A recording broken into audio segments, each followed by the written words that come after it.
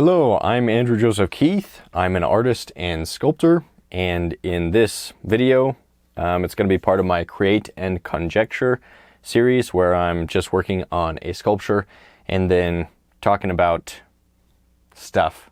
Oh, I am back on Instagram. The last video I was suspended from Instagram, but I don't know why, but apparently it was some sort of error, and so I was reinstated the same day. There's still kind of that distrust, like I feel like I can't trust these platforms, but for all I know it was just a mistake, and so that's what I'm gonna believe, is that it was just a mistake.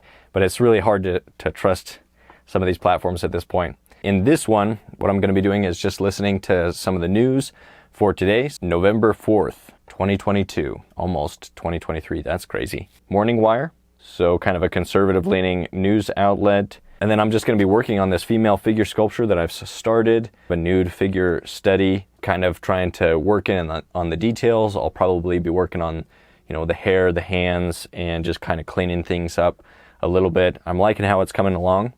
And so hopefully I can get it to a point where I really like it, and then maybe I'll mold it and cast it. Before we get into that, if you're interested in sculpting, be sure to check out the figure sculpting course over at Proco.com. There's also a portrait sculpting course that I'm working on, and both of those are out. We have lessons that are released regularly, and once you purchase the course, you get all of the lessons permanently. And so it's a one-time thing, and then you get all of the knowledge that I wish I would have had when I started sculpting people. It should be really helpful if you're interested in figure sculpture.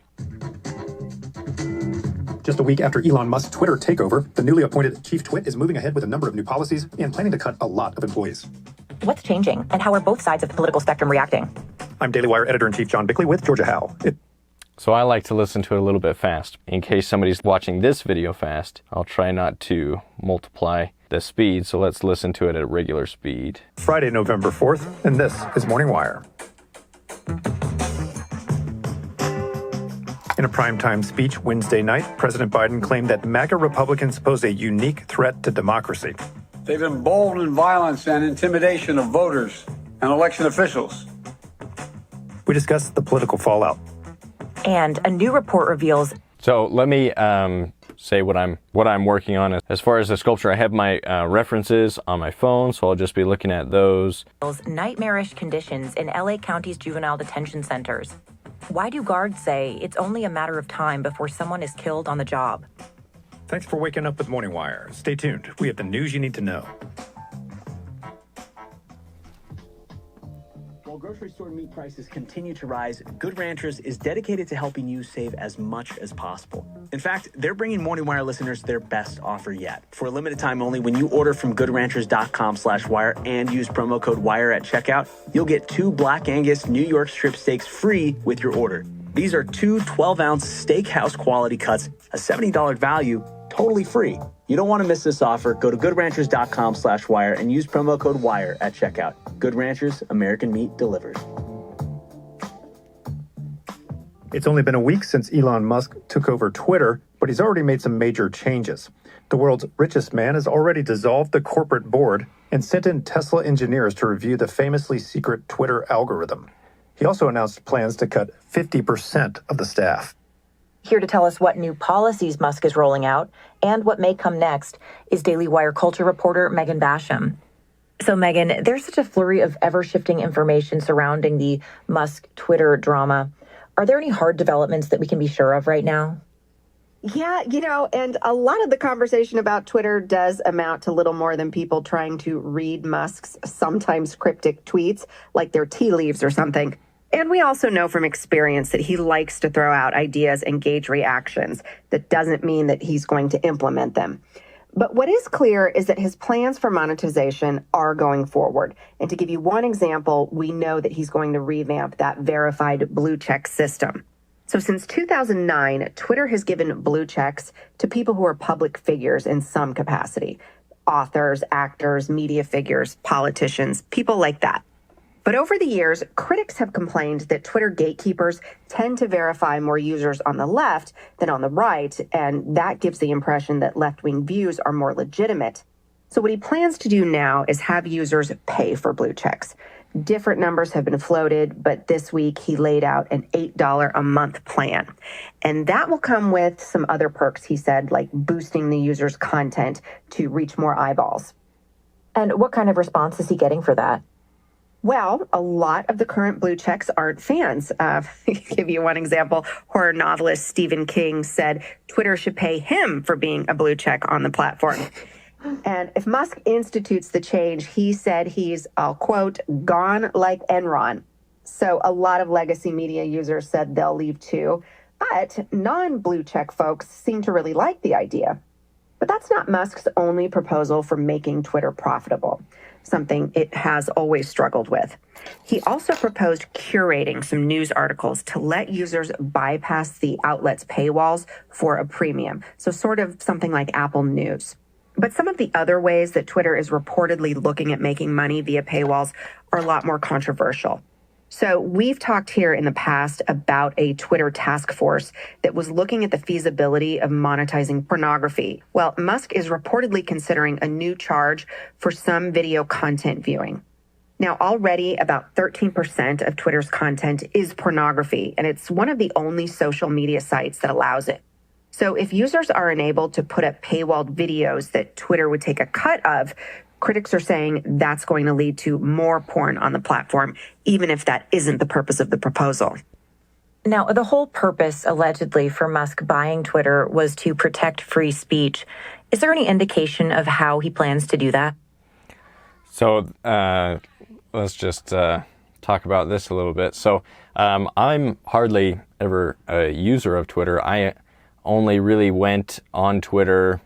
I made an account, forever ago, but then I'd almost never been on, just because it just didn't interest me. It wasn't a platform that was very visual. And so I spent more of my time investing in building my Instagram account and posting there, especially visual content. It seemed to be better for artists, especially when it was primarily focused on photos. So I hadn't really investigated that much into Twitter. And so I think that the political shift is kind of interesting that's happening now with Elon Musk. And that's basically the only reason that I started going back on Twitter and have been a little bit more active now, is just because I was like, oh, this is something at least interesting that's happening, that there's this billionaire that's coming and supposedly, people on the right believe going to free things up for political dialogue and be less censorious towards the users. And that's something that I'm interested in. I've done a couple videos about user rights and that I believe that on these huge platforms, when somebody has invested a large amount of time and effort in creating an audience, and those people have voluntarily followed that creator, then there is a certain amount of ownership that the creator should have in that audience, even though that creator doesn't own the platform. They're using somebody else's platform, but they have built their audience, so they should be able to have some sort of legal claim to their audience. And so, for example, you shouldn't be able to be banned from Instagram or suspended from Instagram without some sort of clear process that's out in the open that says, basically, this is how you've violated our terms, and that's why you're being suspended. And then there should be a legal process for suing if you can prove that they've done so in a biased way, or if they have suspended you but not suspended other people that have done things that are worse than you. So there should be some sort of almost like libel, because they're basically slandering you when they say that you are so beyond the pale, your views are so beyond the pale, that we cannot allow you on our platform, on our public platform, which has basically become the public square. So basically, you should be isolated from society.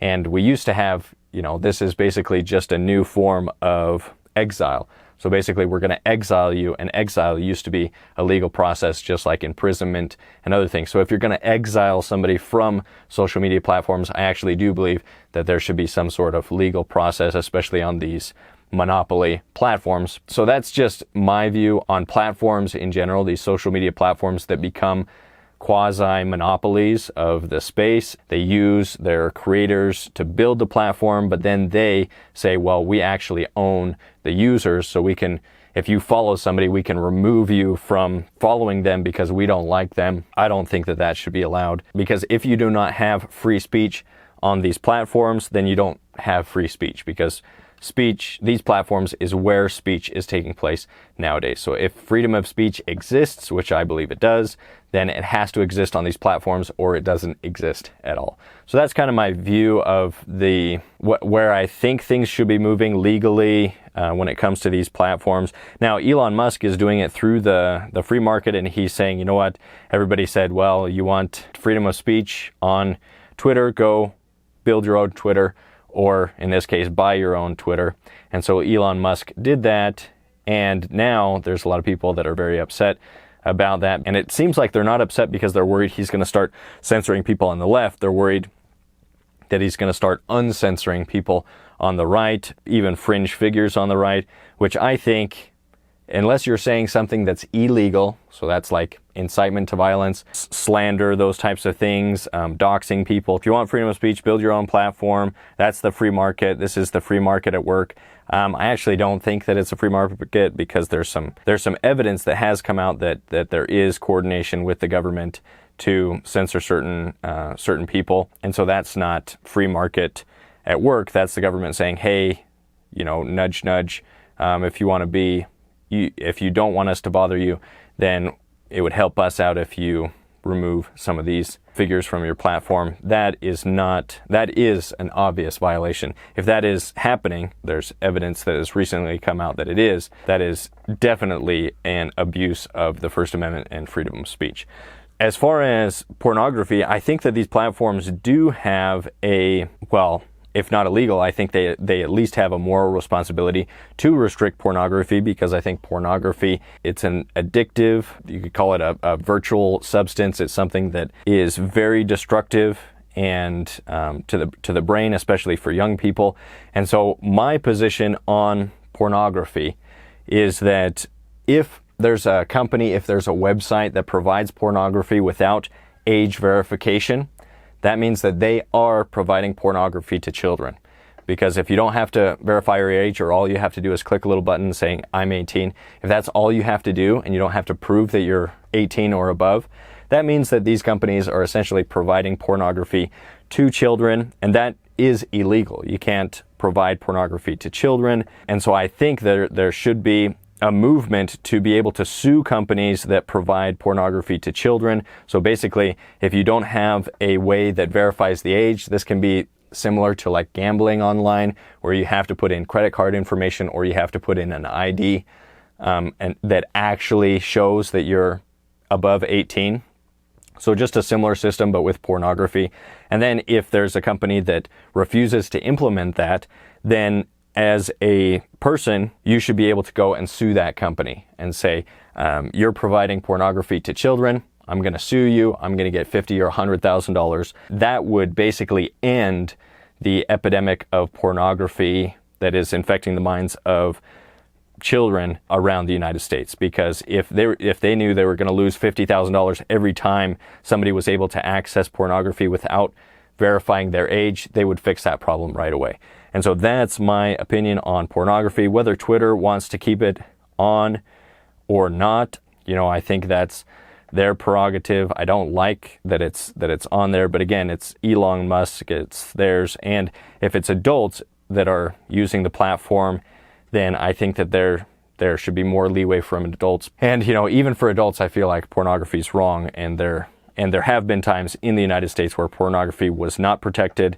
Now they say, well, pornography is speech. I don't think it is speech. I think that if states want to limit access even to adults, then they should be allowed to do that. But, that's a pretty extreme right-wing view, and I understand not the majority of people feel that strongly about it. But I think the majority of people could get behind, you need to at least prove that you're above 18 to access this pornography. My view is that if Twitter continues to deal in pornography, then there should be an actual verification process that makes sure that anybody that is able to access pornographic content is above the age of 18. Now, the whole purpose, allegedly, for Musk buying Twitter was to protect free speech. Is there any indication of how he plans to do that? Well, for those who are wondering if and when former President Donald Trump might be allowed back on the platform, Musk is now saying that that is not going to be anytime soon. It'll be at least a few weeks once the company has established some clear processes for bringing back banned accounts. So Musk has said that he's forming a content moderation and election integrity council that will include representatives with widely divergent views. And he's also said he's talked to representatives from the NAACP and the Anti-Defamation League. That set off a lot of alarm bells for conservatives who say that these are the kind of left-wing groups that Twitter was already listening to.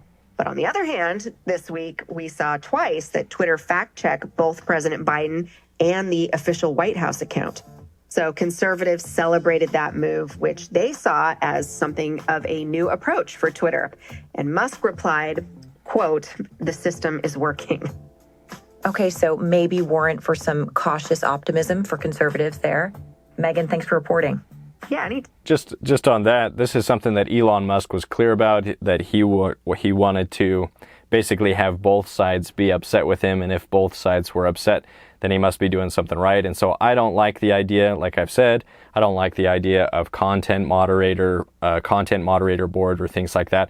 I think just a legal process is enough, and if people have broken the law, then they should be removed from social media, obviously, and they should be tried in a court of law in front of their peers. The problem with these courts that are set up in these companies they're able to take away your freedom to speak. They're able to take away your living if you make a living on these platforms, let's say on YouTube or Instagram. So they're able to take away a huge part of your life. And so that should be a legal process.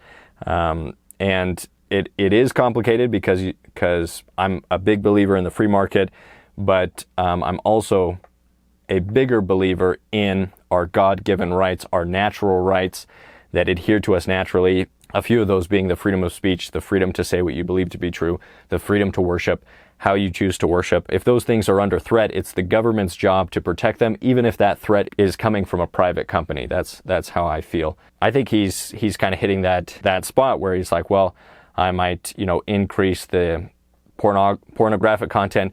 The right wing's not going to like that. I don't like that. And then I'm also going to fact check these left-wing accounts when it's appropriate, and then the left doesn't like that. And I think the laws will change now that Elon Musk is in charge, but we'll see about that, to change up the laws and readdress what's happening in Section 230 of the Communication Decency Act that gives these platforms these big protections, legal protections, so that it's very difficult to sue or to win a lawsuit against them. Anytime. That was Daily Wire culture reporter Megan Basham. Coming up, the political response to President Biden's election denier speech. President Biden took to the primetime airwaves on Wednesday to deliver a speech to America on what he calls the ongoing threat to democracy. The remarks echoed those that he gave in September in his fiery speech in Philadelphia, came just 6 days before Election Day, and less than a week after an attack on Speaker Nancy Pelosi's husband, Paul, in their San Francisco home. Here to discuss the political fallout to the speech is columnist David Marcus. So, Dave, we covered the speech yesterday, but now we're starting to see the political response to it. What was the president trying to achieve in this speech?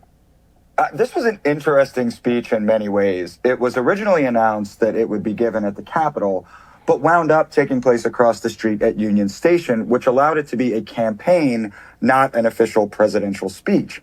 But in style and substance, it felt more like an official address. For example, there was notably no applause during his remarks. This was no doubt meant to establish an air of solemnity and gravity.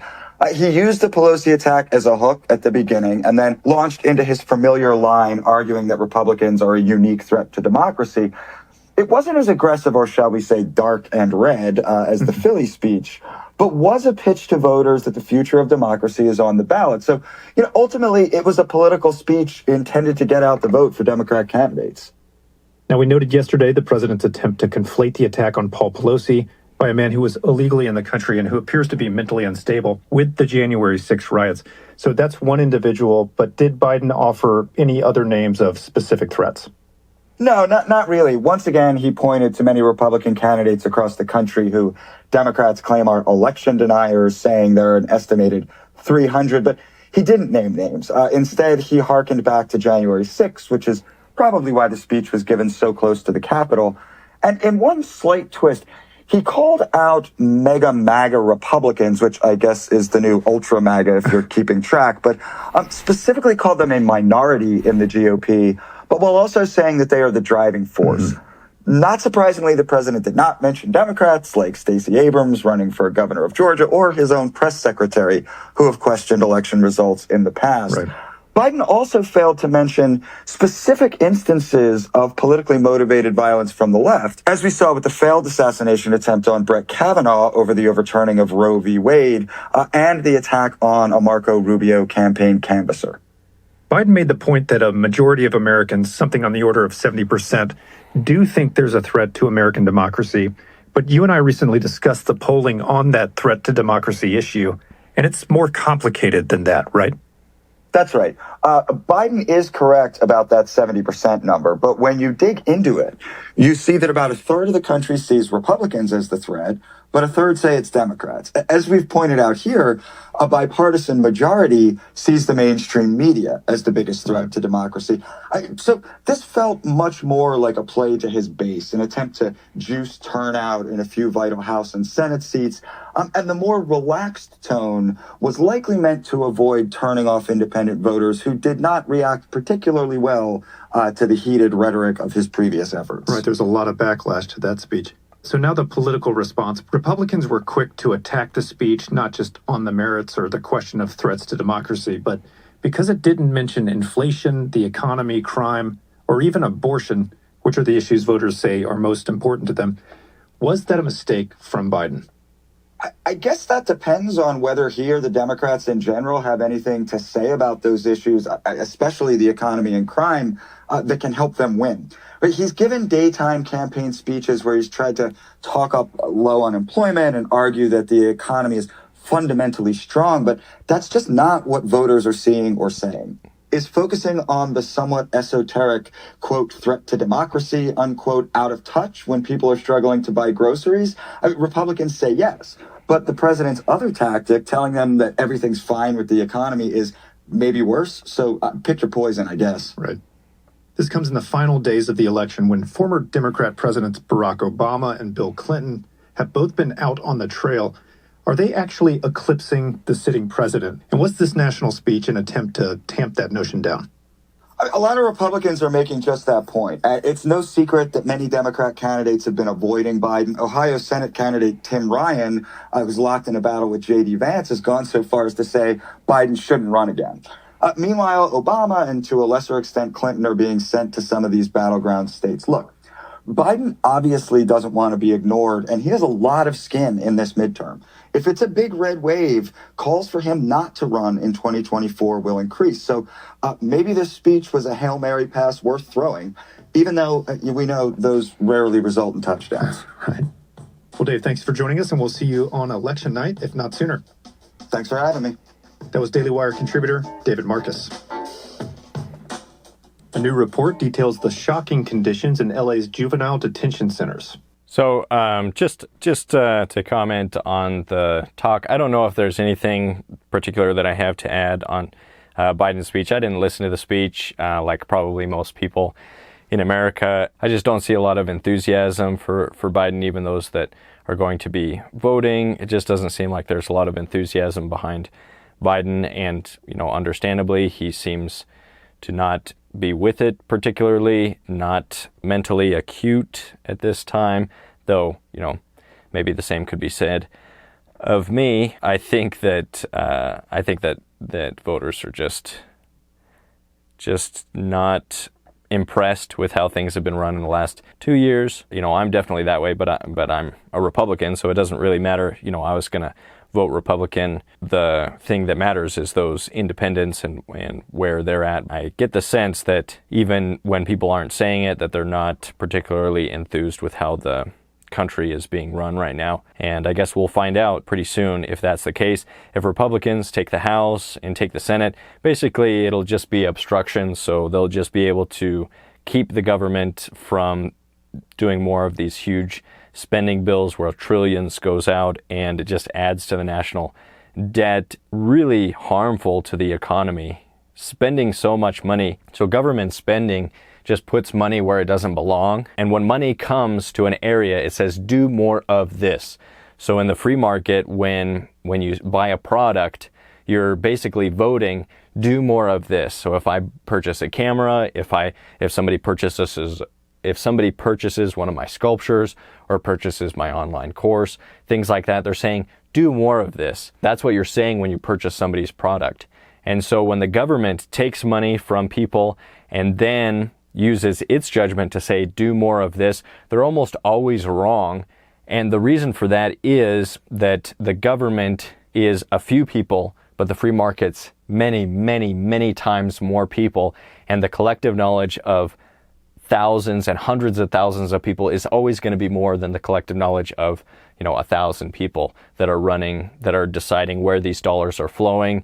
And so the mark is almost always off, which means that there's going to be an increased production of things that people do not value. Because in the free market, if you value it, you're going to pay for it. That's going to be incentivized.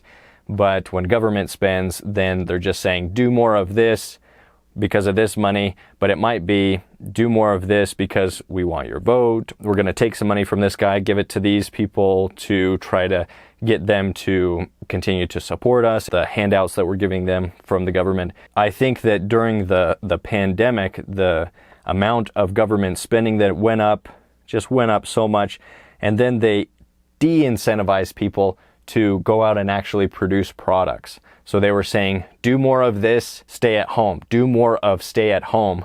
Stay at home more. Don't be productive in society. Don't create products. Don't give out services.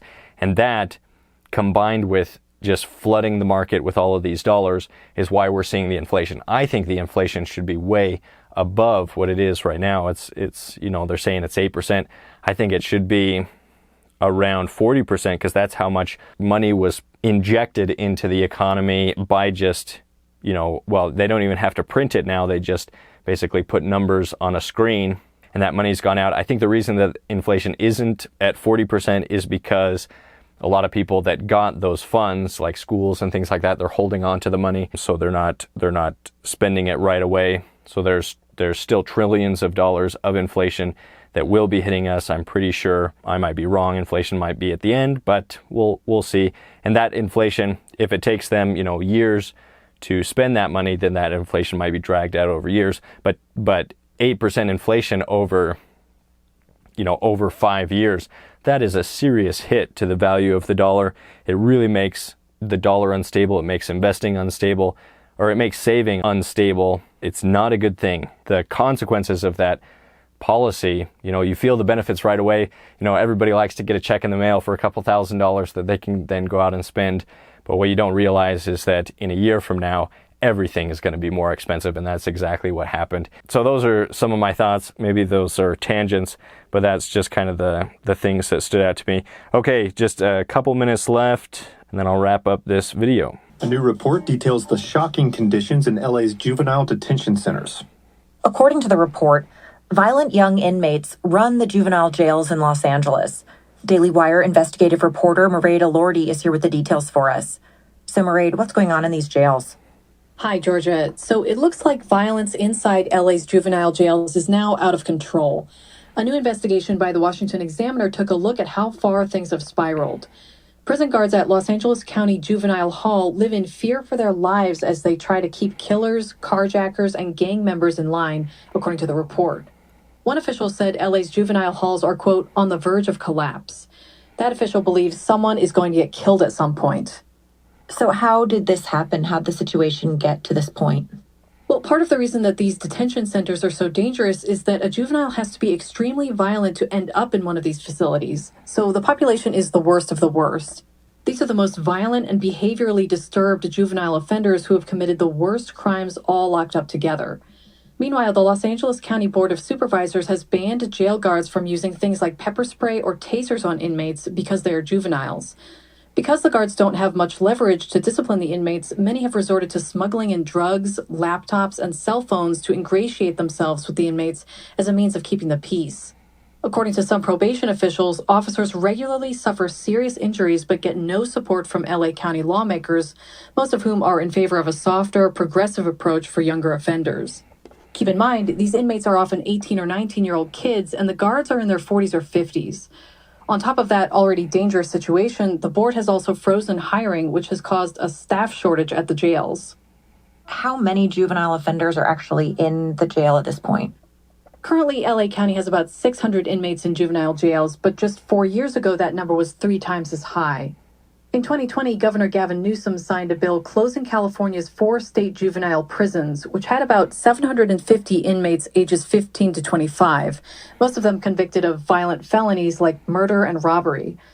The idea behind closing the prisons was to house young offenders closer to their families and to focus on rehabilitating them, but it also means that extremely violent offenders are kept in a lower security environment or released. And another thing, Newsom actually signed another bill that bans prosecutors from charging juveniles with another violent felony if they commit it while jailed. So these young offenders know that in many cases, violence against guards or other inmates can't be prosecuted. That's terrifying for everyone involved. Mairead, thanks for reporting. That was Daily Wire investigative reporter Mairead Elordi. Another story we're tracking this week.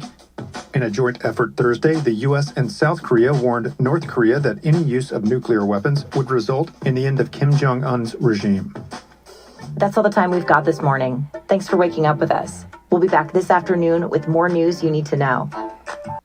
So just on that last story which is pretty terrifying, but I find I did a video a while back that talked about being a conservative as an artist and the difference between conservatives and the left, the difference between the right and the left, conservative and liberals, is that the right tends to be more of the father figure, the left tends to be more of the mother figure, that the father is maybe more disciplinary, and so more likely, and these are general terms, more likely to discipline, more likely to say, you know what, these are the consequences of your actions, you're going to pay a price for what you do. The other side of that is the mercy side, and so there's the justice side, there's the mercy side, and the mercy side is saying, well, you know, we'll let you off the hook this time.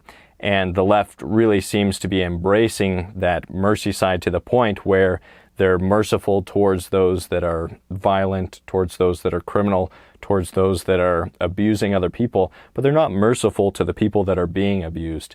And so to say that, like, for example, if my son was to lash out and hit my daughter with a bat or something like that, and then I say, well, I'm going to be merciful towards you and not punish you for this because I'm merciful. That's not mercy, because I'm showing mercy to one child while I'm punishing the other by not giving a consequence to the child that hurt the other child, if that makes sense. When the left says, you know what, we have to be merciful towards these violent offenders, you know, it's not their fault, they grew up in a bad situation, that's not mercy. What's merciful is punishment, is justice, because these people often know that they should be punished, but they aren't, and there's a sense of injustice that comes with that.